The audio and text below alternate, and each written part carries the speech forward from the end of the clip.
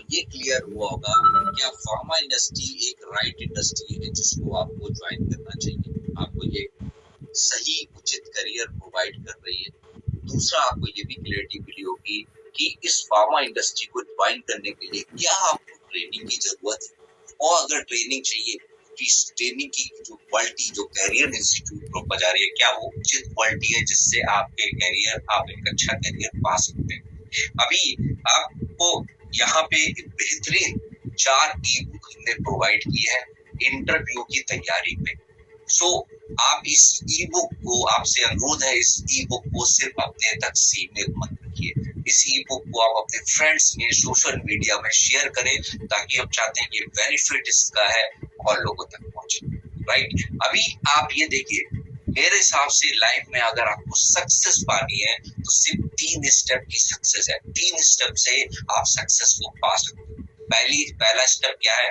आप कोचेबल होने चाहिए। कोचेबल होने का मतलब यह है, मतलब तैयार हो, जो मुझे बताया जा रहा है, जो उसको अनुसरण करने के लिए, उसका पालन करने के लिए मैं। दूसरा, मेरे अंदर आग होनी चाहिए। मैं सफलता पाने के लिए कुछ भी करने को तैयार होना चाहिए, है ना। तो अगर वो आग हमारे अंदर है तो मैं सफलता को पा सकता हूँ। ये दूसरी रिक्वायरमेंट है। और तीसरी, विनर्स जो होते हैं, जो सक्सेस पाने वाले हैं, उनको जैसे ही कोई अपॉर्चुनिटी मिलती है, जैसे ही कोई अवसर मिलता है, उसको अपना लेते हैं, उसको पकड़ लेते हैं। तो अगर आपके अंदर ये 3 काबिलियत है तो आप सक्सेस पा सकते हो, आप विनर बन सकते हो। राइट, अभी आप देखो, आपकी सबसे बड़ी समस्या है, मेरी निगाह में आपकी सबसे बड़ी समस्या है गुड जॉब। एक गुड जॉब, तो अगर एक गुड जॉब आपको मिलती है तो गुड अमाउंट ऑफ मनी आपको पाता है, और आप एक गुड लाइफ स्टाइल भी जी सकते हैं। सो गुड जॉब आपके लिए सारी समस्या, आपके पास बहुत समस्याएं हो सकती हैं, लेकिन एक अच्छी जॉब मिल जाए तो आप में से बहुत सी समस्याओं से पार भी पा सकते। राइट, अभी मैं आपको बताने वाला हूँ, ये जो हमारा प्रूवन सिस्टम है ना, जिसका नाम है प्रोपल। इस प्रोपल पॉकेट से कैसे आप सफलता पा सकते हो। सबसे पहले समझते हैं प्रूवन सिस्टम काम कैसे करता है। आप देखिए, आपके सामने एक बहुत ही शख्सियत है, बॉलीवुड सिंगर है, फेमस अदनान सामी इनका नाम है ना। इनको आप निश्चित रूप से जानते हो। लेकिन ये अदनान सामी का नया अवतार है। ये कहानी है अदनान सामी की फैट से फिट बनने की। अभी ये कैसे पॉसिबल हुआ, ये देखिए, अदनान सानी जो 230 किलो का वजन रखते थे, वो कैसे 75 केजी के वजन में पॉसिबल हुआ। और ये समझिए, कोई भी व्यक्ति, मोटा व्यक्ति होगा, आपके आस पड़ोस में भी कोई मोटा व्यक्ति होगा, आप देखिए, उसने लाखों तरीके आजमा चुके हैं। उसने डाइट प्लान भी किया, उसने जिम भी ज्वाइन किया, उसने एक्सरसाइज भी की है, लेकिन उससे कोई भी परमानेंट सोल्यूशन नहीं मिला, और फाइनली थक हार के ऐसे लोग अपना प्रयास छोड़ देते हैं। अदनान सामी के साथ भी ऐसा ही होता है। वो बहुत प्रयास करते हैं, लेकिन उनको सफलता नहीं मिलती, और वो अपना वजन कम करने की कोशिश बंद कर देते हैं। लेकिन एक अवसर ऐसा आता है, एक ऐसा इंसिडेंस होता है जिसने उसकी लाइफ बदल दी। जब अदनान सामी अपने फादर के साथ एक डॉक्टर के पास विजिट करने जाते हैं, तो डॉक्टर बोलता है कि आप अपना वजन अगर नहीं कम करेंगे तो आप मात्र 6 महीने के मेहमान हैं। और ये बात सुन के उनके फादर जो है बहुत भावुक हो जाते हैं, और वो अदनान को बोलते हैं कि कोई ऐसा बाप नहीं होना चाहिए जो अपने बच्चे को मरता हुआ देखे। और जब अदनान ये सुनते हैं तो उसी दिन अदनान ये सोच लेते हैं कि मुझे इसके लिए कुछ करना है। और जब वो ऐसा विचार करते हैं और जब उसको फाइंड आउट करते हैं, तो उनको एक शिक्षक के रूप में एक फिटनेस ट्रेनर मिलता है जिसका नाम है प्रशांत सावंत। और प्रशांत सावंत बॉलीवुड का फिटनेस जो है ट्रेनर है। थ्रू इसका बहुत से लोगों को इस फिटनेस ट्रेनर की मदद लेके एक बहुत ही बेहतरीन बॉडी शेप को पाए हैं। बहुत से एक्ट्रेस, बॉलीवुड एक्ट्रेस इसके साथ जुड़े हुए हैं। राइट, अभी अदनान की कहानी से आपको क्या सीख मिली? अदनान ने क्या 3 स्टेप लिए? पहली चीज, वो कोचेबल था, रेडी थी, अडॉप्ट करने के लिए तैयार था। उसको जो भी जो प्रशांत बताने वाला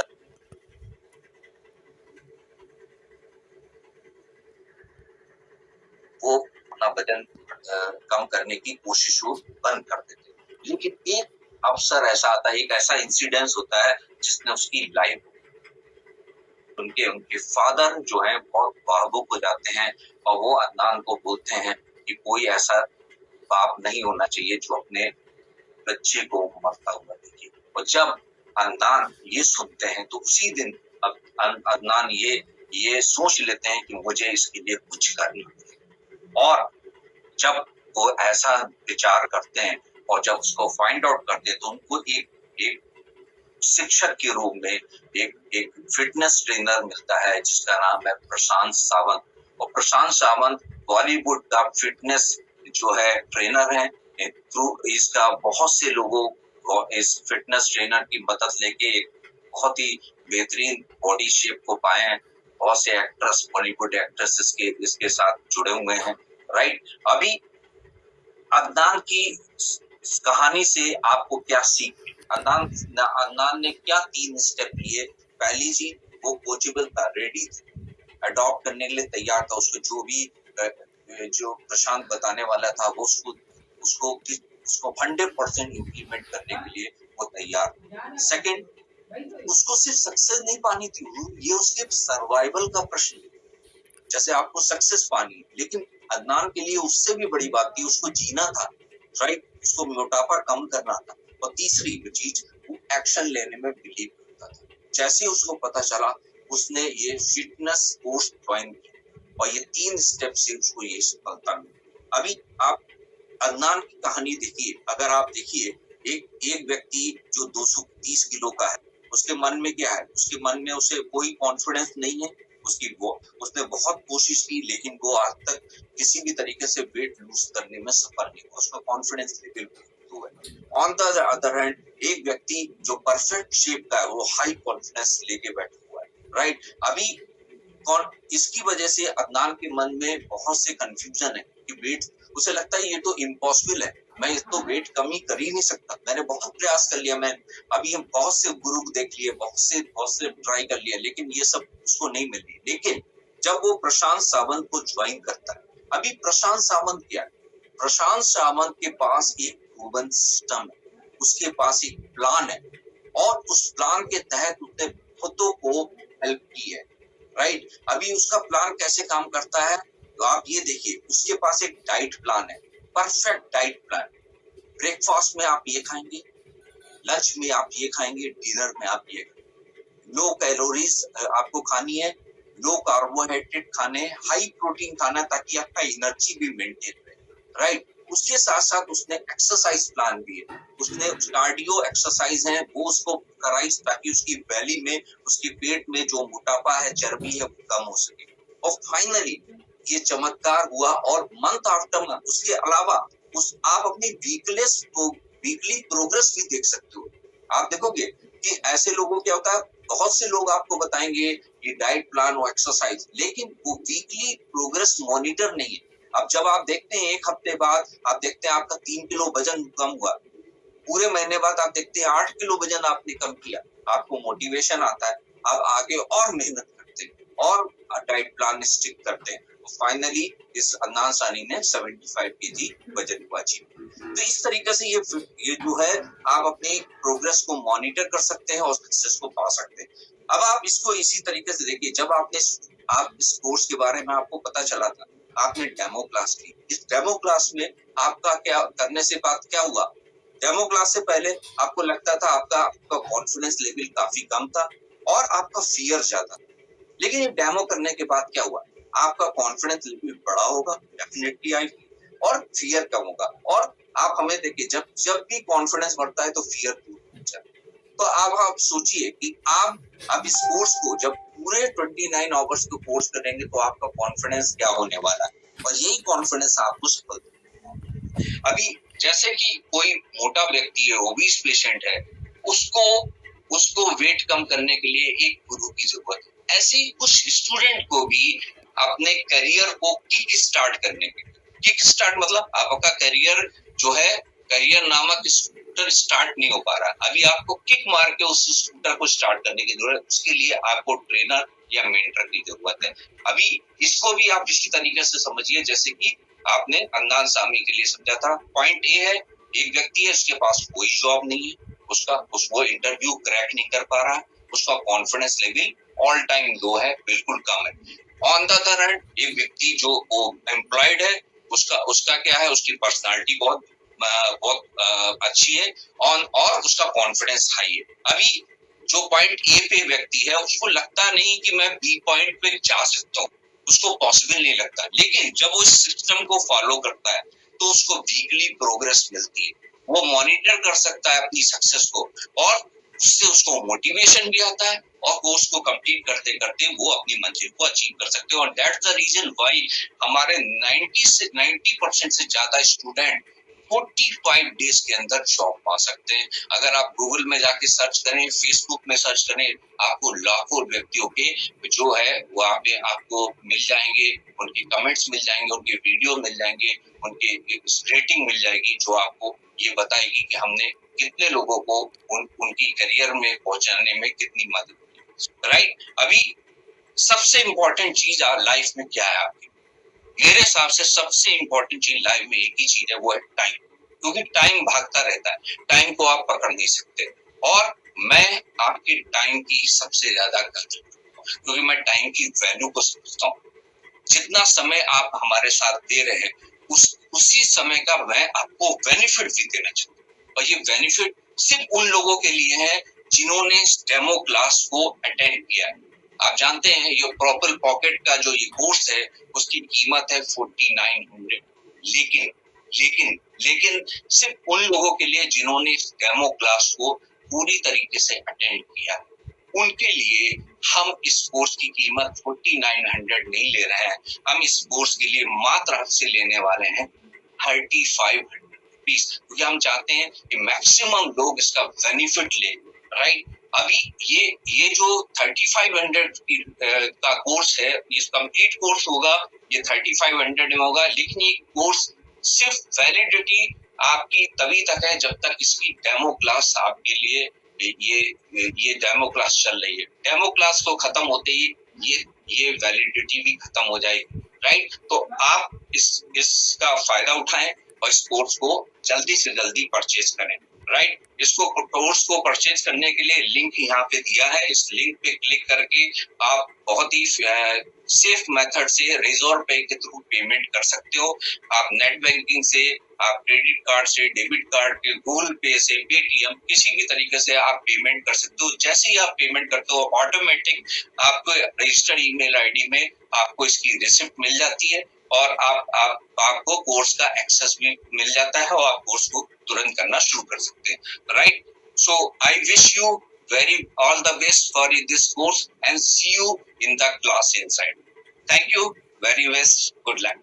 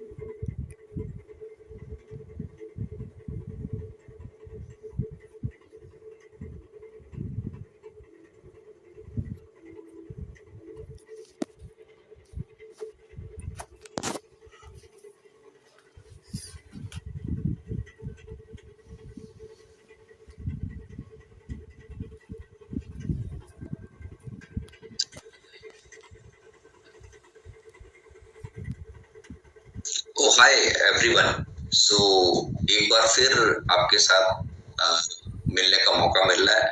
आई वेलकम एवरीबडी कि आपने वेबिनार देखी और आपने चॉइस किया कि आप डेमो क्लास ले रहे हैं, तो ये पहली हमारी डेमो क्लास है और मैं आपको यहाँ पे स्वागत करता हूँ। और इस डेमो क्लास में मैं आपको बताने वाला हूँ फार्मास्यूटिकल इंडस्ट्री के इंट्रोडक्शन देने वाला हूँ। ये फार्मास्यूटिकल इंडस्ट्री कैसी है, कैसे परफॉर्म कर रही है और इसमें आपका जॉब रोल क्या होता है। हम साइंस की बात बाद में करेंगे, पहले हम अंडरस्टैंडिंग कर लें कि फार्मास्यूटिकल इंडस्ट्री में एक्चुअल जॉब रोल क्या है, किस तरीके का काम रहता है। तो उसका 2 क्लासेस मैं इस पे लेने वाला हूं, तो आपको इससे अंडरस्टैंडिंग होगी कि मेरा एक्चुअल जॉब इस इंडस्ट्री में क्या है। और इस वेलकम क्लास के बाद आप डिसीजन ले पाएंगे कि मुझे अपने फ्यूचर में ये जो करियर ऑप्शन है वो चूज करना चाहिए या नहीं करना चाहिए। तो मैं अनुभव सक्सेना वंस अगेन आप लोगों का स्वागत करता हूं और मैं अपना प्रेजेंटेशन आप लोगों के सामने यहाँ पे प्रेजेंट करने वाला हूं। Let's see, just I am going to present, give me a moment.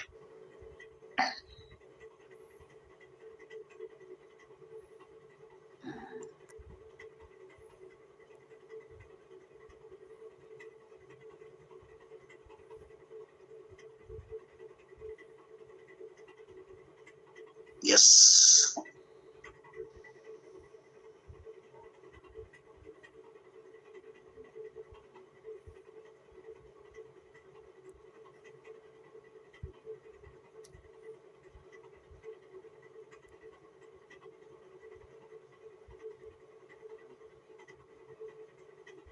I hope this presentation in front of you, ये प्रेजेंटेशन आपके सामने होगा और मैं इसको 1 by 1 यहाँ पे स्लाइड आगे करता जाऊंगा सो दैट आपको ये प्रेजेंटेशन विजिबल होता जाएगा, राइट।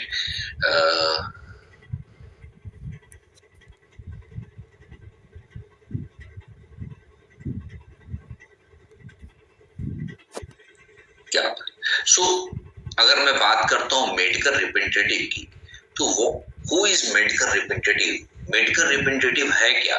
मेडिकल रिप्रेजेंटेटिव एक पर्सन है जो कि अपना प्रोडक्ट मतलब अपना दवाइयां, अपना मेडिसिन डॉक्टर को प्रमोट करता है और डॉक्टर को इन्फ्लुएंस करता है, डॉक्टर को बेसिकली प्रेरित करता है कि वो डिस्क्रिप्शन में उसकी कंपनी का प्रोडक्ट लिखे, उसकी कंपनी का ब्रांड लिखे।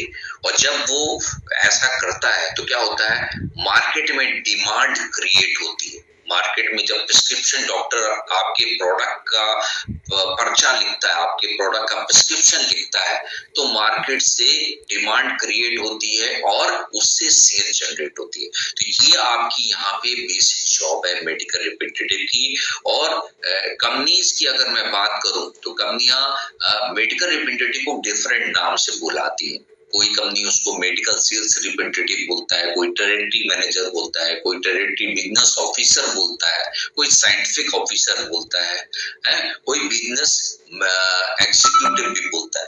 तो बेसिक जॉब सबका सेम है कि आपको जाके डॉक्टर्स से मिलना है, अपने प्रोडक्ट प्रमोट करने हैं और डॉक्टर से प्रिस्क्रिप्शन निकलवाना है। बहुत लोग समझते हैं कि मेडिकल रिप्रेजेंटेटिव का काम केमिस्ट पे जाके डॉक्टर जो है प्रोडक्ट बेचना है, ये गलत है। मेडिकल स्टोर को केमिस्ट में सिर्फ ये बताना होता है कि मेरा ये प्रोडक्ट आता है, इस स्टॉक इस पे अवेलेबल है, और ताकि अगर प्रिस्क्रिप्शन आ रहा है तो केमिस्ट उस स्टॉक से जाके प्रोडक्ट खरीद ले। अगर डॉक्टर प्रिस्क्रिप्शन देगा तो केमिस्ट उस प्रोडक्ट को रखेगा और बिजनेस आएगा। तो आपका बेसिक कस्टमर यहाँ पे डॉक्टर है, क्योंकि डॉक्टर बिजनेस को जनरेट कर रहा है, डॉक्टर बिजनेस को क्रिएट कर रहा है। और डॉक्टर बिजनेस क्यों दे रहा है? क्योंकि बेसिकली मेडिकल रैप उससे लगातार मिल रहा है, उसको इन्फ्लुएंस कर रहा है और जिसकी वजह से प्रिस्क्रिप्शन निकल रहा है। तो इसलिए मेडिकल रिप्रेजेंटेटिव की जॉब जो है वो बहुत महत्वपूर्ण है और कंपनीज इस बात को समझती हैं कि जो बिजनेस आ रहा है बिकॉज ऑफ मेडिकल रिप्रेजेंटेटिव आ रहे हैं, तो इसलिए मेडिकल रिप्रेजेंटेटिव को एक अच्छी सैलरी मिलती है। इसके अलावा सैलरी के अलावा उसके अगर बेनिफिट्स भी होते हैं, और अगर आपके कंपनी टारगेट आप अचीव करते हो तो आपको इंसेंटिव एक्स्ट्रा अमाउंट भी यहाँ पे दिया जाता है, राइट। तो आई होप आपको ये बात समझ में आई होगी। अभी बात करते हैं कि फार्मास्यूटिकल बिजनेस है क्या। तो सबसे पहले हम समझे फार्मास्यूटिकल इंडस्ट्री है क्या। फार्मास्यूटिकल मतलब होता है दवाइयों की कंपनी, है ना, तो दवाइयों का मार्केट। तो इंडिया में फार्मास्यूटिकल बिजनेस कैसे होता है, आप सबसे पहले समझो मार्केट क्या है। मार्केट आपको मालूम है मार्केट क्या है। मार्केट ऐसा प्लेस जहां पे मैं अपनी जरूरत के सामान खरीदता हूँ, है ना। हमारी जो नीड है वो फुलफिल होती है। मुझे सब्जियां चाहिए, मैं मार्केट जाके सब्जियां खरीदता हूँ। मुझे कपड़े खरीदने, मैं कपड़े जाके खरीदता हूँ। इसी तरीके से फार्मास्यूटिकल मार्केट भी है। अब फार्मास्यूटिकल मार्केट में डिफरेंट लोग इन्वॉल्व है। यहाँ पे डॉक्टर्स है, यहाँ पे जो कंपनी के प्रोडक्ट होते हैं उसको हम ब्रांड बोलते हैं, तो ब्रांड यहाँ पे अवेलेबल है, राइट। हॉस्पिटल है, यहाँ पे बहुत से डॉक्टर के क्लिनिक है, केमिस्ट शॉप है, होलसेलर है। होलसेलर मतलब थोक विक्रेता, जिसको हम स्टॉकिस्ट बोलते हैं, है ना। फार्मासिस्ट है, फार्मासिस्ट जो रिटेलर शॉप में जो क्वालिफाइड बी फार्मेसी या डी फार्मेसी बैठे हैं, that is called pharmacist. Nurses है और पेशेंट्स हैं, और आप ही के जैसे डिफरेंट कंपनी के और मेडिकल रैप है, जो आपके कंपटीटर्स हैं। तो इस सबको मिलके एक फार्मास्यूटिकल मार्केट बनता है। तो ये मार्केट को आप एक सक्सेसफुल मेडिकल रैप वो है जो इस मार्केट को अच्छी तरीके से मैनेज करता है, इन सबसे अच्छी रिलेशन बनाता है और बिजनेस बढ़ाने में हेल्पफुल होता है। तो अगर आपके रिलेशन अच्छे आप इन सब लोगों से बना सकते हैं तो आप इस मार्केट में बहुत सक्सेसफुल हो सकते हैं और बहुत ऊंचाइयों तक जा सकते हैं। अब फार्मास्यूटिकल मार्केट को और डीपली समझने के लिए आप इसको समझ सकते हैं कि यहाँ पे पेशेंट जो है बीमार हुआ, वो डॉक्टर के पास विजिट करने गया। डॉक्टर ने उसको देखा, उसकी डायग्नोसिस की कि इसको कौन सी बीमारी है, कौन सी डिजीज हुई है, और फिर डॉक्टर उसको मेडिसिन या ड्रग प्रिस्क्राइब करेगा, है ना। और जो प्रिस्क्रिप्शन देगा, अब वो प्रिस्क्रिप्शन लेके जो पेशेंट है वो केमिस्ट पास जाएगा, या रिटेलर पास जाएगा, और रिटेलर से डिमांड करेगा जो कि ये मेडिसिन मुझको प्रोवाइड की जाए। तो रिटेलर क्या करेगा, रिटेलर उसी ब्रांड का प्रोडक्ट कंपनी के स्टॉकिस्ट से खरीदेगा। अब स्टॉकिस्ट से जब वो ब्रांड का खरीदेगा तो नेचुरली उस कंपनी की सेल होगी, और ये सेल जो है उस रिप्रेजेंटेटिव के खाते में आएगी, है ना। अब जो मेडिसिन होती है दो तरीके की होती है। आपने जेनरिक मेडिसिन का नाम सुना होगा और ब्रांडेड मेडिसिन। जेनरिक मेडिसिन का मतलब यह है कि मार्केट में मेडिसिन जो है उसके जेनरिक नेम यानी कि फार्मूले या ड्रग के नाम से मिलता है ना, तो वो हुआ जेनरिक मेडिसिन, है ना। और ब्रांडेड मेडिसिन का मतलब है कि उसका ब्रांड है, उसका वो मॉलिक्यूल के नाम से नहीं है, ड्रग के नाम से नहीं है, बल्कि उसका कोई ब्रांड है। उस ब्रांड के कंपनियां क्या है, अपने different molecule different brand name से बेचती है, और डॉक्टर उस ब्रांड को प्रिस्क्राइब करता है तो उसी कंपनी की दवा बिकती है। अगर आप जैसे नमक खरीद रहे हैं तो नमक सॉल्ट है ना, तो आप बोलेंगे नमक दीजिए, तो कोई भी ब्रांड का नमक वो दुकानदार आपको देगा। लेकिन आप बोलोगे नहीं मुझे टाटा नमक ही चाहिए, तो वो टाटा कंपनी का ही देगा। ऐसे ही बात को समझने की जरूरत है। अब जैसे मॉलिक्यूल है वो है पैरासीटामोल आपको मालूम है एक ड्रग है जो कि बुखार और दर्द में इस्तेमाल की जाती है। तो इसको एंटीपायरेटिक एनाल्जेसिक ड्रग बोलते हैं। एंटीपायरेटिक वो ड्रग होती है जो बुखार को उतारती है, और एनाल्जेसिक उस ड्रग को बोलते हैं जो पेन को कम करती है, दर्द को कम करती है। अब पैरासीटामोल ड्रग है जो एंटीपायरेटिक एनाल्जेसिक ड्रग है। अब मार्केट में पैरासीटामोल डिफरेंट ब्रांड नेम से आती है। सिप्ला कंपनी इसी पैरासीटामोल को पैरासिप के नाम से बेचती है। इप्का कंपनी इसको पैसीमॉल के नाम से बेचती है। जीएसके ग्लैक्सो इसको क्रोसिन के नाम से बेच रही है। माइक्रोरैप इसको डोलो के नाम से बेच रही है। तो अब आप डिफरेंट कंपनी है, वो डिफरेंट ब्रांड नेम से बेच रही है। आप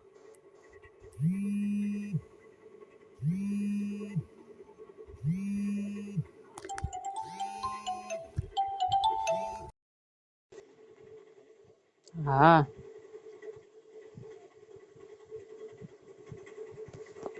कोचिंग फोन उठाओ ना यार तुमने।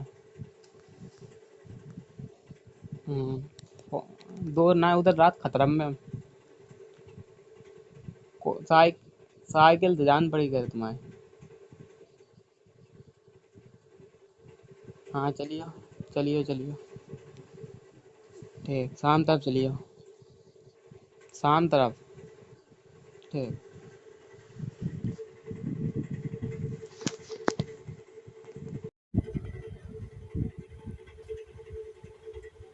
ये है कि अगर आप माइक्रो लैब में काम कर रहे हैं तो डॉक्टर पास जाके आप अपने ब्रांड को डोलो को प्रमोट करेंगे और आप कोशिश करेंगे, अगर कोई डॉक्टर क्रोसिन लिख रहा है तो क्रोसिन की जगह वो पैरासीटामोल की जब जरूरत हो तो डोलो प्रिस्क्राइब करें। तो ये आपका काम हो। तो अगर डॉक्टर प्रिस्क्रिप्शन में जो डोलो लिखेगा तो आपको बिजनेस मिलेगा। आई होप आपको बात मेरी समझ में आई होगी। अभी जेनेरिक मेडिसिन जो होती है वो सॉल्ट के नाम से होती हैं और चूंकि सॉल्ट के नाम से होती हैं तो इनकी प्रॉफिटेबिलिटी बहुत कम होती है, इसमें मार्जिन बहुत कम होते हैं और इसलिए यहाँ पे कंपनीज जो हैं इनके लिए बहुत कम सेल्स रेप की जरूरत होती है। बहुत बड़े एरिया में उसका रिप्रेजेंटेशन होता है, प्रोडक्ट जो होता है काफी किफायती होता है, तो इसके लिए बहुत फील्ड फोर्स की आवश्यकता नहीं होती है। लेकिन अगर वही मेडिसिन आपकी ब्रांडेड हो जाती है ना, तो इसमें प्रॉफिटेबिलिटी बहुत कंपनी की हाई होती है। इसके लिए बड़ी सेल्स टीम की जरूरत होती है, प्रमोशन मटेरियल के लिए जरूरत होती है, डॉक्टर पे डिफरेंट एक्टिविटीज करी जाती है ताकि डॉक्टर आपका ब्रांड लिखता है और इसीलिए इनको टीम को जरूरत होती है। तो यहाँ इन कंपनीज को जो कि ब्रांडेड मेडिसिन अपनी प्रमोट कर रहे हैं क्योंकि इसमें प्रॉफिट ज्यादा होता है, तो इनको बड़ी सेल्स फोर्स, इनको medical representative, area manager, regional manager, zonal manager, general manager, इन सब की आवश्यकता रहती है। तो हमारा काम ब्रांडेड मेडिसिन को प्रमोट करना है, ना कि जेनरिक। तो आपको आई होप आपको ये बात समझ में आएगी।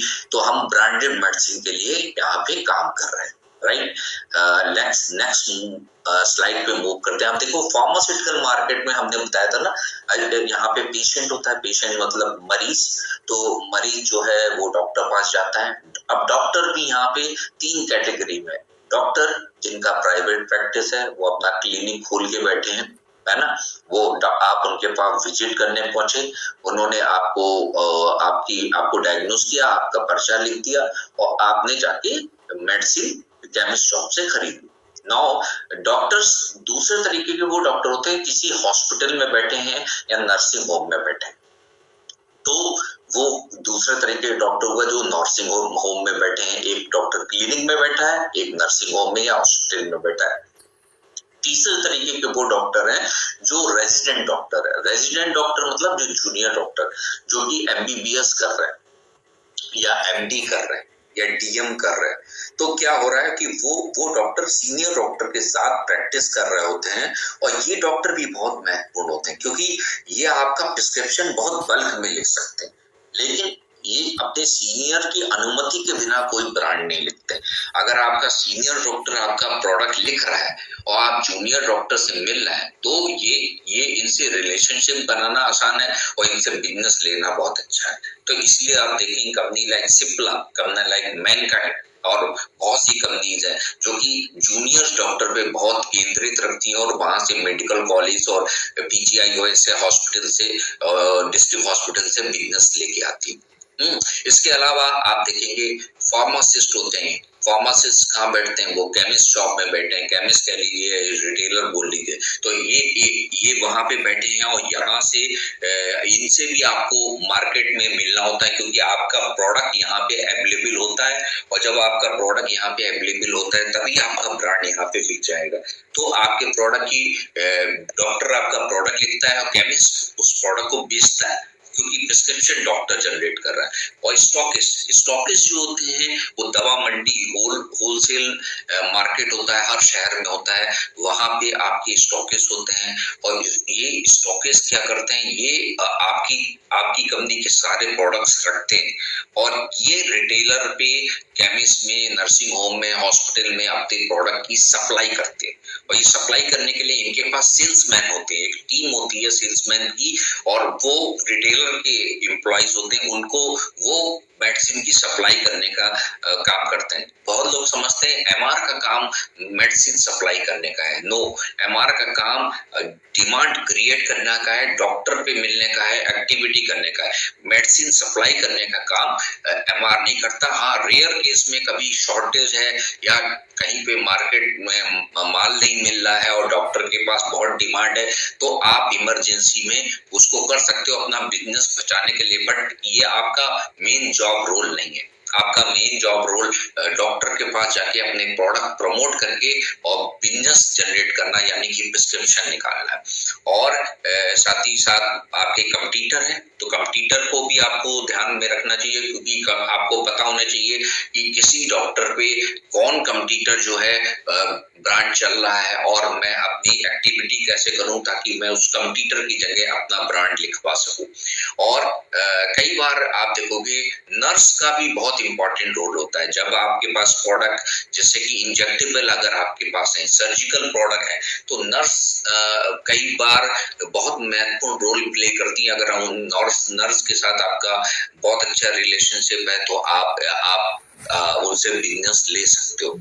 और डॉक्टर की अटेंडेंट भी बहुत इंपॉर्टेंट होते हैं। अगर आप डॉक्टर के अटेंडेंट से आप मिलोगे, तो अगर आपकी रिलेशनशिप डॉक्टर से अटेंडेंट से अच्छी है, तो डॉक्टर से मिलना बहुत इजी हो जाता है। अदरवाइज डॉक्टर के अटेंडेंट कई बार डॉक्टर से मिलने भी नहीं देते। तो अगर आपके डॉक्टर से अटेंडेंट से अगर रिलेशनशिप अच्छे हैं, तो आपको मालूम है किस समय विजिट करना है, तो ऐसे व्यक्ति बहुत अच्छी प्लानिंग कर लेते हैं और डॉक्टर से मिलने में ये बहुत सहायक होते हैं। और डॉक्टर से आप मिल पाएंगे तभी बिजनेस आ पाएगा। तो आपको ये चीज समझना होगा। तो ये सारे लोग हमारे लिए मार्केट का काम कर रहे हैं। इन सब के हमारा एक अगर रिलेशनशिप अगर इन सब लोगों से बहुत अच्छा है, तभी मैं बिजनेस में सक्सेसफुल हो पाऊंगा। ऐसा नहीं सिर्फ डॉक्टर से चाहिए, है ना। अगर आपसे केमिस्ट से रिलेशनशिप अच्छे हैं, तो केमिस्ट आपके प्रोडक्ट को प्रमोट कर सकता है। अगर आपके स्टॉकिस्ट से रिलेशनशिप अच्छे हैं, तो स्टॉकिस्ट बता सकता है कि किस मार्केट में आप जाओ, आपको बिजनेस मिल सकता है। अगर डॉक्टर के अटेंडेंट से रिलेशनशिप अच्छे हैं, तो वो अटेंडेंट आपको हेल्प कर सकता है डॉक्टर से मिलवाने में, रिमाइंडर लगाने में, और आपको बिजनेस पाने में हेल्प सकता है। कुछ इंजेक्टेबल है और नर्स से अगर रिलेशन अच्छे हैं, तो वो नर्स आपके प्रोडक्ट को बेचने में हेल्प कर सकती है। तो आप ऐसा नहीं सिर्फ डॉक्टर, ये सारे लोग मिलके ये पूरा मार्केट बनाते हैं। और अगर आप सक्सेसफुल होना है, तो इन सब से रिलेशनशिप आपके अच्छे होंगे, तभी आप सक्सेस होने में आपको सहायता मिलेगी, राइट। और अब यहाँ पे हमें ये समझना है, यहाँ पे लोग कई बार कंफ्यूज होते हैं कि आपका कस्टमर कौन। तो ये क्वेश्चन मैं आप लोगों के लिए छोड़ रहा हूँ, जरा आप सोच के बताइए। थोड़ा आपको समय देता हूँ 10-15 second. Who is your primary customer? Primary customer मतलब मेन कस्टमर कौन? पेशेंट है, डॉक्टर है, केमिस्ट है, कि स्टॉकिस्ट है, कि नर्स है?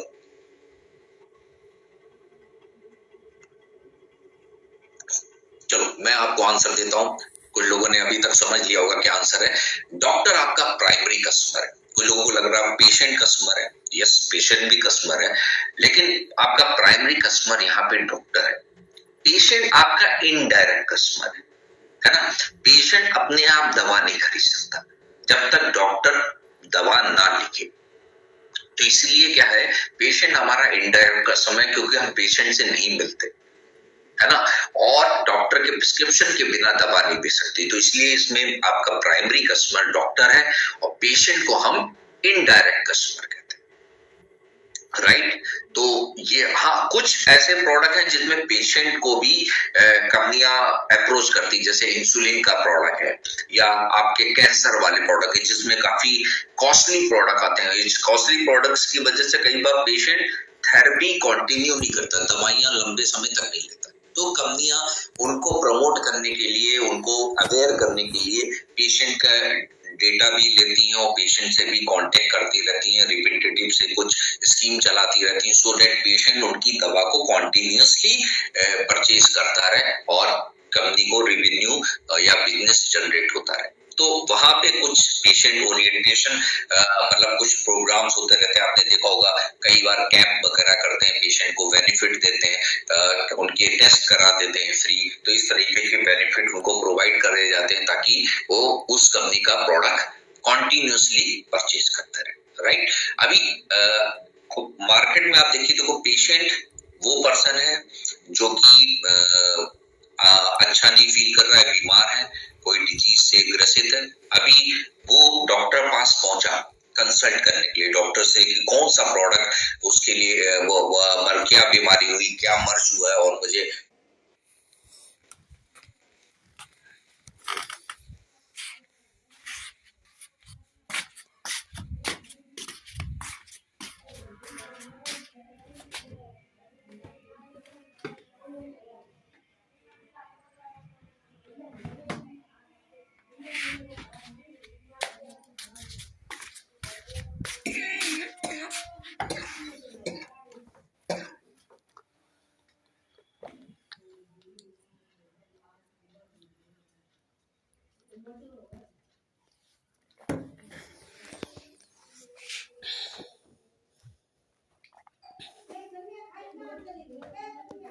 क्या जरूरत।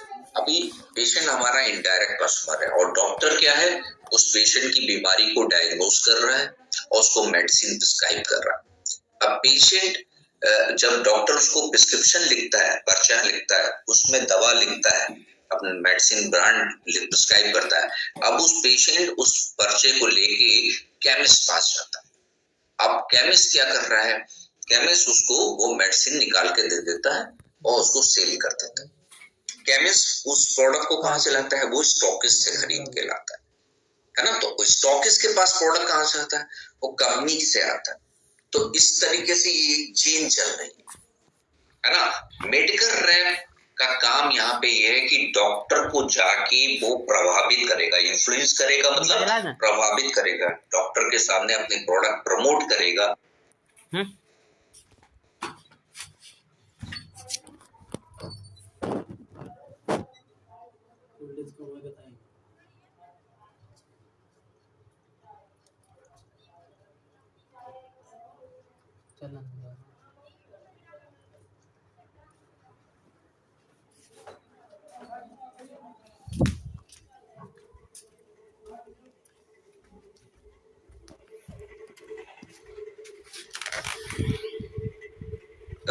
सो दैट डॉक्टर उसकी कंपनी का ब्रांड लिखे और कंप्यूटर ब्रांड की जगह उस पे ये है कि डॉक्टर को जाके वो प्रभावित करेगा, इन्फ्लुएंस करेगा, मतलब प्रभावित करेगा, डॉक्टर के सामने अपने प्रोडक्ट प्रमोट करेगा, सो दैट डॉक्टर उसकी कंपनी का ब्रांड लिखे और कंप्यूटर ब्रांड की जगह उसका प्रोडक्ट को चॉइस करे।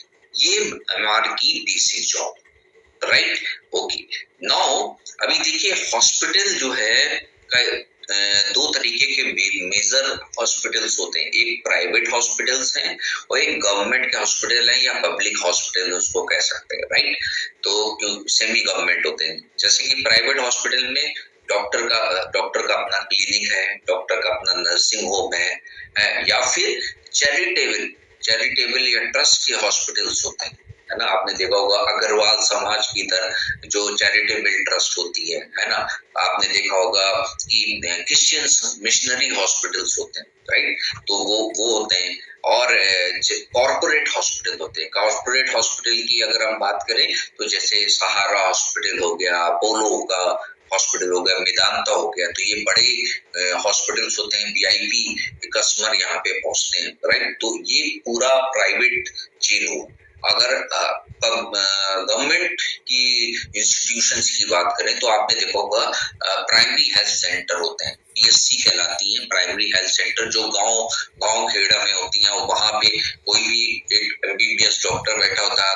अगर कोई भी व्यक्ति बीमार हुआ तो उसके 4-5 किलोमीटर के अंदर प्राइमरी हेल्थ सेंटर है, जाके वो अपने आप अपना इलाज करा सकता है, उसको वहां से मेडिसिन मिल जाती है। सिविल हॉस्पिटल होते हैं, डिस्ट्रिक्ट हॉस्पिटल। तो सिविल हॉस्पिटल में अगर प्राइमरी हेल्थ सेंटर में आपका ट्रीटमेंट नहीं हो पाता, आपको कुछ ज्यादा गंभीर बीमारी है, तो वो रिफर कर देते हैं सिविल हॉस्पिटल, आप जा सकते हैं। वहां आपने देखा होगा स्पेशलिटी वाइज डॉक्टर होते हैं, बच्चों के डॉक्टर अलग है, महिलाओं का अलग है ना, चेस्ट टीबी डिपार्टमेंट अलग है ना। तो आप देखोगे तो वहां आप जाके कार्डियोलॉजिस्ट का अलग है, तो इस तरीके से आप जाके मेडिसिन का अलग है ना, डर्मा का अलग है, वो आप जाके दिखा सकते हो। फिर अगर सिविल हॉस्पिटल से बात नहीं बनती है तो वो आपको मेडिकल कॉलेज को रिफर कर देता है। तो मेडिकल कॉलेज आप जाते हो, वहां भी स्पेशलिटी डॉक्टर बैठे हुए उसी बीमारी में जिन्होंने स्पेशलाइजेशन किया है, तो वो और गंभीर तरीके की चीजों को देख सकते हैं। इसके अलावा गवर्नमेंट में आप देखोगे आर्मी के हॉस्पिटल्स होते हैं, रेलवेज के हॉस्पिटल होते हैं, है ना। तो आपने देखा होगा तो एयरफोर्स के हॉस्पिटल्स होते हैं, तो यहाँ भी डॉक्टर्स के अपने होते हैं, जो कि उन्हीं के रेलवे या आर्मी या एयरफोर्स के ही जो एम्प्लॉइज होते हैं उनको उनका ट्रीटमेंट करते हैं। तो वहां भी रिप्रेजेंटेटिव जाके मिलके अपने प्रोडक्ट प्रमोट कर सकता है। इसके अलावा आपने देखा होगा प्राइवेट के बड़े-बड़े मतलब जो सेमी गवर्नमेंट, जैसे कि ओएनजीसी हो गई, इफको हो गई, हिंडाल्को हो गई, एसबीआई है, इनके भी अपने डिस्पेंसरी होती हैं, एचएएल होता है, तो यहाँ भी डिस्पेंसरी होती है। वहां भी आप जाके वहां के डॉक्टर से मिलते, वहां से बिजनेस ला सकते हो, राइट। और इसके अलावा आपने सेंट्रल गवर्नमेंट के एम्प्लॉइज के लिए सीजीएचएस के हॉस्पिटल कहलाते हैं, सेंट्रल गवर्नमेंट हेल्थ स्कीम, वहां पे भी आप जाके मिल सकते हो और वहां से भी आप डॉक्टर से मिलके बिजनेस उनसे आप ले सकते हो, उनसे अपने प्रोडक्ट प्रमोट कर सकते हो, राइट। तो ये गवर्नमेंट और प्राइवेट दोनों तरीके के हॉस्पिटल मिल सकते हो, क्योंकि यहाँ दोनों ही जगह से आपको प्रिस्क्रिप्शन मिल सकता है ना। अभी मैं बात करने वाला हूँ केमिस्ट। केमिस्ट क्या है? केमिस्ट या रिटेलर एक ही बात है, रिटेलर कह लो या केमिस्ट ले लो, ये वो पर्सन है जो कि स्टॉक करता है, आप डिफरेंट कंपनी के डिफरेंट प्रोडक्ट अपने पास रखता है, ताकि डॉक्टर का कोई प्रिस्क्रिप्शन आए तो वो उस प्रिस्क्रिप्शन के ही दवा को ऑनर कर सके, यानी कि वो दवा निकाल के दे सके। उसके काउंटर पे वो सारी मेडिसिन होनी चाहिए जो डॉक्टर उसके आसपास के डॉक्टर्स को प्रिस्क्राइब कर रहे हैं, ताकि उसका कोई प्रिस्क्रिप्शन बाउंस ना हो, है ना, और वो मेडिसिन पेशेंट को सेल आउट कर रहा है।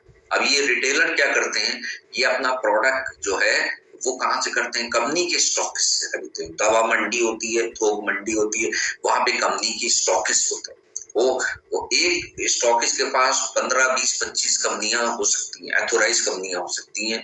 तो वहां पे जाके ये रिटेलर को पता होता है, हाँ सन फार्मा का स्टॉकिस्ट कौन स्टॉकिस्ट सन फार्मा का स्टॉकिस्ट है, कौन अजंता का है, कौन ग्लेनमार्क का है, कौन एलेम्बिक का है। तो ये जाके वहां से कंपनी के प्रोडक्ट परचेज करते हैं, राइट। तो अभी क्या होता है, आप रिटेलर पास जाते हो, आप मतलब मेडिकल रैप जब रिटेलर पास जाता है तो उसके पास दो मेजर ऑब्जेक्टिव है, दो वजह से जा रहा है।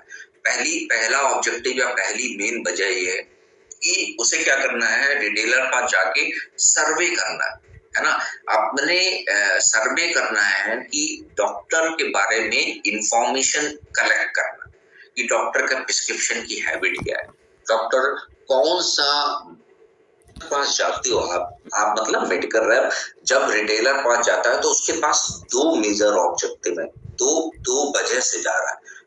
पहला ऑब्जेक्टिव या पहली मेन वजह ये है कि उसे क्या करना है, रिटेलर पास जाके सर्वे करना है ना, अपने सर्वे करना है कि डॉक्टर के बारे में इंफॉर्मेशन कलेक्ट करना, कि डॉक्टर का प्रिस्क्रिप्शन की हैबिट क्या है, डॉक्टर कौन सा कंप्यूटर ब्रांड लिख रहा है है ना। वो कॉम्पिटिटर ब्रांड कितनी क्वांटिटी में लिख रहा है, डेली के कितने पर्चे लिख देता है ना। और नया प्रोडक्ट कौन सा लिख रहा है, मेरी कंपनी का कौन सा ब्रांड लिख रहा है ना, उसकी क्या क्वांटिटी है, अदर कंपनी का कौन सा ब्रांड लिख रहा है और उस वहां से उससे ये भी पता चल सकता है कोई नया प्रोडक्ट लॉन्च हुआ है, उसका क्या एमआरपी है, उसका कंपनी क्या एक्टिविटी कर रही है ताकि वो ब्रांड बिके, है ना। तो इस सारी चीजों को आप केमिस्ट सर्वे बोल देते हो ना।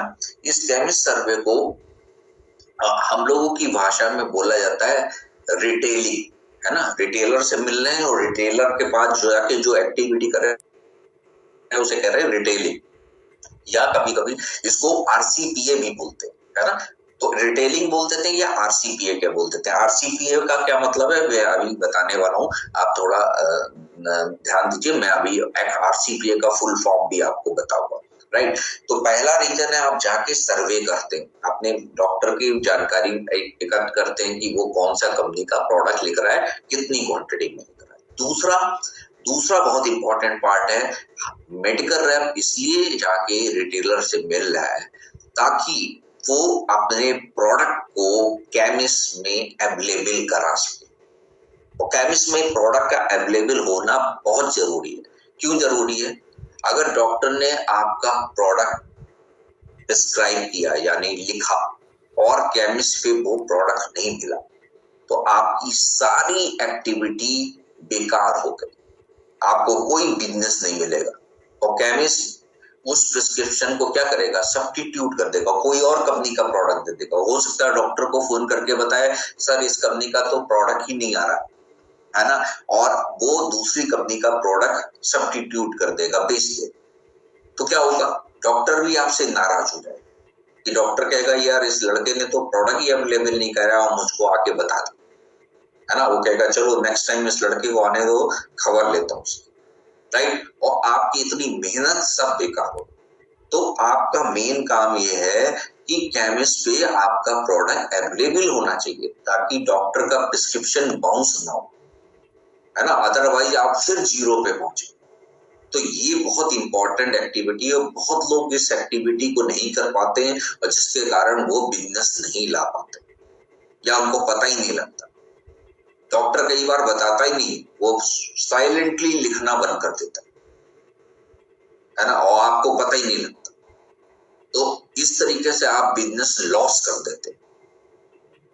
तो आपका काम ये है, जब आप केमिस्ट से रेगुलर मिलते रहेंगे तो केमिस्ट से आपको जाके ऑर्डर कलेक्ट करना, है ना। आपके प्रिस्क्रिप्शन की डिमांड आ रही, केमिस्ट आपको ऑर्डर देगा और ये ऑर्डर कलेक्ट करना को कहते हैं पीओबी। पीओबी मतलब पेन ऑर्डर बुकिंग, है ना, या पर्सनल ऑर्डर बुकिंग। तो आप केमिस्ट पे जाके ऑर्डर कलेक्ट करते हैं, इसको पीओबी बोला जाता है, और ये इससे आपकी सेल भी होती है और आपका प्रोडक्ट अवेलेबल भी हो जाता है। तो आपको केमिस्ट पास जाना है दो एक्टिविटी के लिए, एक तो डॉक्टर के बारे में जानकारी लेने के लिए और दूसरा अपने प्रोडक्ट की अवेलेबिलिटी कराने के लिए। अगर आपको लगता है कि मैं आसपास के जिन डॉक्टर से मिल रहा हूँ वो ये प्रोडक्ट ये ब्रांड मेरा लिखने में इंटरेस्ट दे रहे हैं, तो मेरा काम है पास के रिटेलर के पास वो ब्रांड अवेलेबल करा देना ताकि प्रिस्क्रिप्शन बाउंस ना हो। Are you getting me? मेरी बात समझ पा रहे हैं? चलो नेक्स्ट आगे बढ़ते हैं। देखो हमने बताया था कि रिटेलिंग को हम आरसीपीए भी बोलते हैं। आरसीपीए की फुल फॉर्म यहाँ पे लिखी हुई है, रिटेल केमिस्ट प्रिस्क्रिप्शन ऑडिट। क्या है? रिटेल केमिस्ट प्रिस्क्रिप्शन ऑडिट के लिए देखिए लिखा हुआ रिटेल केमिस्ट प्रिस्क्रिप्शन ऑडिट, इसी को full form RCPA, retail chemist prescription audit, RCPA बोलते हैं, या आप देसी भाषा में समझ सकते हैं केमिस्ट सर्वे, है ना। अब केमिस्ट सर्वे जब आप करते हैं तो आपको पता रहता है कि मैं किसी डॉक्टर पास जा रहा हूं तो उसके पास जाके मैं कौन सा प्रोडक्ट बताऊंगा, है ना। आप अपने प्रोडक्ट को टारगेट कर लेते हैं। ऐसे नहीं कि आप डॉक्टर पास गए सारे प्रोडक्ट बता दिए, कोई फायदा नहीं। डॉक्टर इतने ब्रांड सुनेगा भी नहीं, आपके पास 15, 20, 25 प्रोडक्ट हो सकते, अभी डॉक्टर को जाके सारे ब्रांड नहीं बता सकते। तो हमें क्या कर रहे हैं, सर्वे करने से क्या रहेगा, हमें पता रहेगा ये डॉक्टर पास जाके कौन सा 2 या 3 प्रोडक्ट बताने, जो वो जिसका प्रिस्क्रिप्शन वो ज्यादा लिखता है। और हमें इससे क्या पता चलेगा, हम इससे किस डॉक्टर को कौन सा ब्रांड बताना है, हमें प्रमोशन चाहिए, जिसका पोटेंशियल ज्यादा है वो हमें पता चल जाता है। ये केमिस्ट सर्वे या आरसीपीए हेल्प करता है मुझको फाइंड आउट करने में कि राइट डॉक्टर को राइट प्रोडक्ट प्रमोट किया जाए। अगर आप सही डॉक्टर को सही प्रोडक्ट बताएंगे तभी बिजनेस आएगा। अगर आप गंजे को कंघी बेचने की कोशिश करेंगे तो आपकी कंघी कभी नहीं बिकेगी। तो आपका काम है कि आप ये देखो डॉक्टर को जो हम प्रोडक्ट बताने जा रहे हैं वो डॉक्टर उस प्रोडक्ट को कंपटीटर लिख रहा है कि नहीं लिख रहा है तो किस क्वांटिटी में लिख रहा है। तो इसीलिए आपको इस फार्मास्यूटिकल सेलिंग में थोड़ा सा आपको ये सर्वे करना भी बहुत जरूरी है। बहुत लोग ये सर्वे करे बिना काम करते हैं, इसलिए वो मार्केट में सक्सेसफुल नहीं हो पाते और उनके टारगेट अचीव नहीं होते। तो अब आप क्या करोगे, आपका काम है कि सारे डॉक्टर हैं, 130 डॉक्टर की लिस्ट है, 150 डॉक्टर की लिस्ट दी गई है। अगर उसमें मेन डॉक्टर 25-30 डॉक्टर का भी हम अच्छे से सर्वे कर लें और उससे उस सर्वे करके उनसे हम पता कर लें कि इसकी प्रिस्क्रिप्शन हैबिट क्या है और वहां पे जाके उनको वो राइट ब्रांड बताए और कंपनी की एक्टिविटी फॉलो करें और उसमें से 5-7 डॉक्टर भी हमारा प्रोडक्ट लिखना शुरू कर देंगे तो हमारी सेल बढ़नी शुरू हो जाएगी और मैं राइट डायरेक्शन में आगे बढ़ना शुरू कर दूंगा, है ना। अब आप क्यों सक्सेस नहीं मिलती लोगों को कि वो अंधेरे में तीर चला रहे हैं, किसी डॉक्टर को कोई भी प्रोडक्ट बता रहे और इस वजह से उनको सक्सेस नहीं। अगर आपके 150 डॉक्टर की लिस्ट है, अगर आपके 10, 15, 20 डॉक्टर भी आपका प्रोडक्ट लिखना शुरू कर दें तो आपके टारगेट अचीव हो जाएंगे। दोस्त समझ रहे हैं मेरी बात। लेकिन हमें पता तो हो कि किस डॉक्टर को कौन सा प्रोडक्ट बताना है। अब ये सर्वे बता रहा था और ये यहाँ पे लोग चूक जाते हैं, right doctor right brand identify नहीं कर पाते और इसलिए उनको बिजनेस नहीं कर पाते। आपका काम ये सर्वे करेंगे, केमिस्ट से सर्वे में, तो डॉक्टर कभी नहीं बताएगा मैं कौन सा प्रोडक्ट लेगा, आपको केमिस्ट से पता करना होगा, आपको उसके अटेंडेंट से पता करना होगा, आपको उसकी नर्स से पता करना होगा। तो ये सब लोग आपको ये जानकारी देने वाले ताकि उस डॉक्टर पे जाके आप सही ब्रांड प्रमोट करें। कई बार लोग 6-6 महीने 8-8 महीने डॉक्टर से मिलने अपना प्रोडक्ट प्रमोट कर, और जब डॉक्टर से पूछते हैं कि सर आप मेरे एक दिन पूछते हैं कि मेरा प्रोडक्ट क्यों नहीं लिख रहे, तो वो बताता है ये मॉलिक्यूल या ये ड्रग तो मैं लिखता ही नहीं। इसका मतलब आप रॉन्ग डायरेक्शन में काम कर रहे थे। स्टॉकिस्ट से रिलेशनशिप अच्छे हैं तो स्टॉकिस्ट बता सकता है कि किस मार्केट जाहिर है।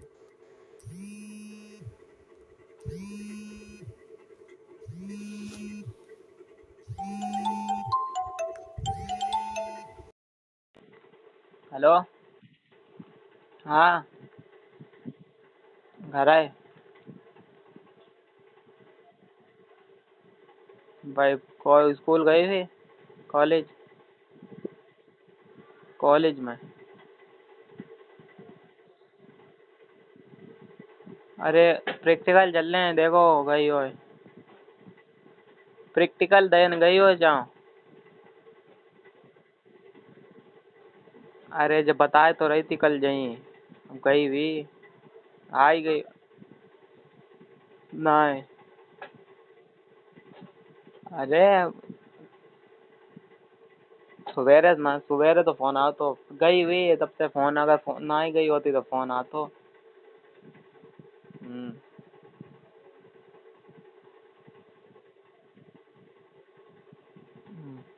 हुआ तो है।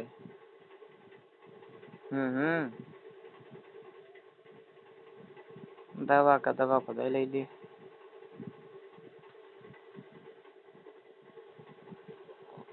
चिंता के लिए काम हुआ, सही हुई जी। दवा को दे ले आई थी कल। अब बताए, अब नौकरी लग जाए तो वहीं जिसमें लगी जाए, जिसमें लग जाए, किसी में लग जाए। किसी में जिसमें देखो।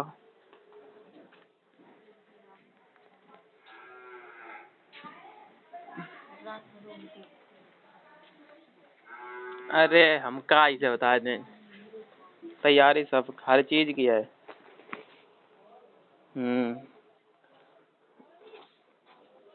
नहीं आई नहीं करे।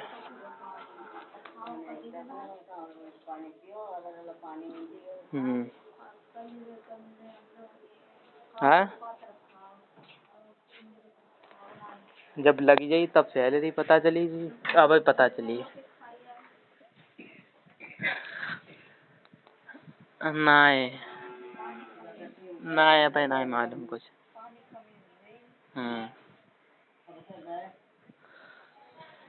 नहीं।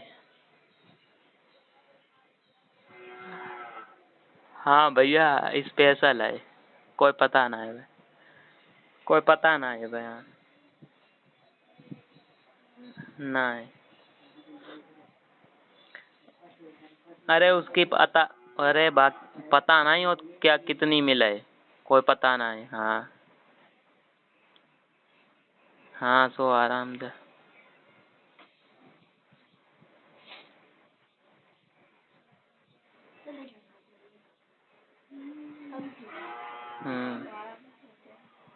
का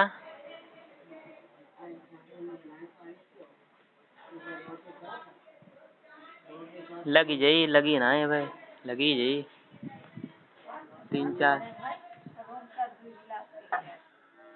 4-5 महीना बाद जा ही रहे हैं कोचिंग।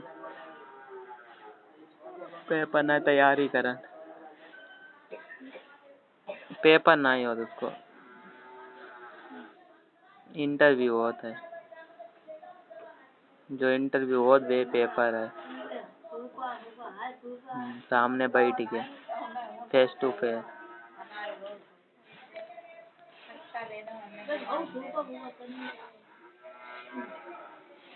का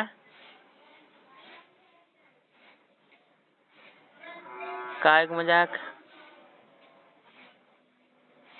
नहीं अब देखो तो वही है बाद में, 4-5 महीने बाद है अब। हो ही जाए का है, क्यों ना यही करे।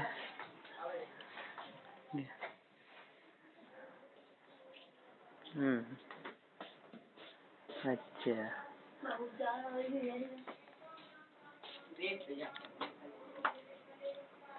सही कह रहे हैं, सही कह रहे हैं।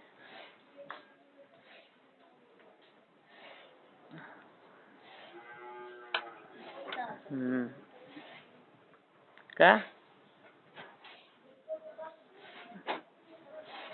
सुबह से कहा है, क्या करें करे इसको कुछ आई है।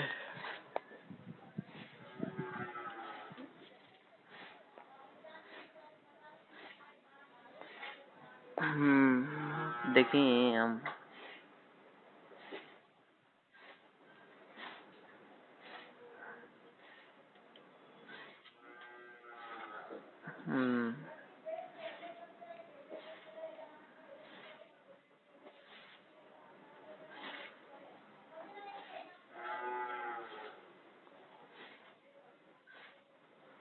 हाँ आएगा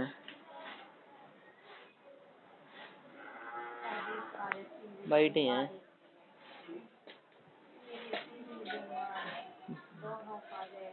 पड़ी रहते फोन से, तुमने फोन ही कर दो। पड़ी रहते हैं नहीं, कर ले बात अब करो है।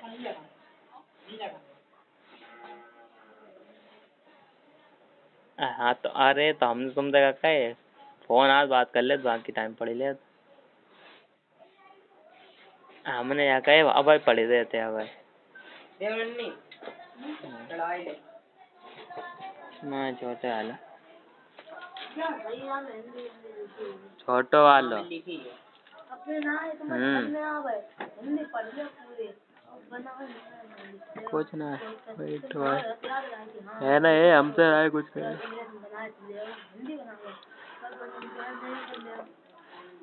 हम्म हम्म हाँ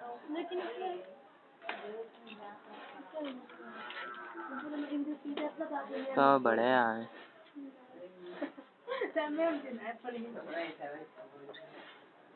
हम्म